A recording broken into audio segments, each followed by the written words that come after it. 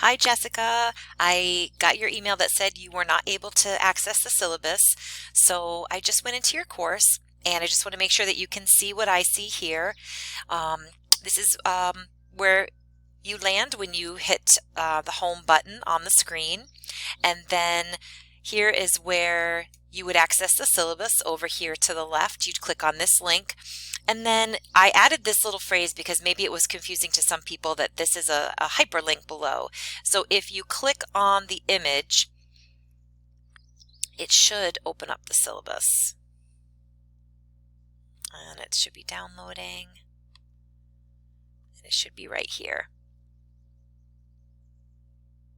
And then here it is. So let me know if that doesn't work, but what has to happen is due to the way that it's in the course, you just sometimes need to go up because it's going to be downloading.